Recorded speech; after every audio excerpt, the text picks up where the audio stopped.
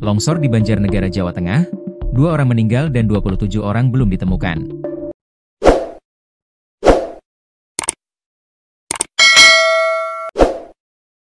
Operasi pencarian korban tanah longsor di Kecamatan Pandanarum, Banjarnegara, Jawa Tengah, masih berlangsung setelah puluhan warga dilaporkan tertimbun material. Sampai Senin, 17 November 2025, BPBD Kabupaten Banjarnegara memperkirakan ada 27 orang yang masih belum ditemukan, sementara ratusan lainnya mengungsi ke sejumlah lokasi aman.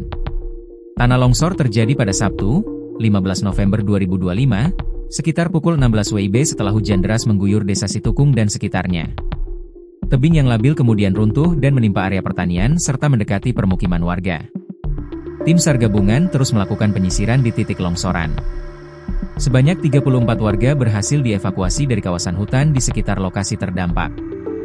BPBD Banjarnegara mencatat 2 orang meninggal dunia dan 2 lainnya mengalami luka-luka akibat bencana ini. Korban luka dirawat di RSUD Banjarnegara dan Puskesmas Pandanarum. Sedangkan jumlah warga yang mengungsi mencapai 823 jiwa, tersebar di 3 titik yaitu kantor Kecamatan Pandanarum, Gor Desa Beji, dan Gedung Haji Desa Pringamba. Dapur umum telah diaktifkan untuk memenuhi kebutuhan makan para pengungsi. Sementara kerusakan material awal meliputi 30 unit rumah rusak berat serta kerusakan lahan pertanian milik warga.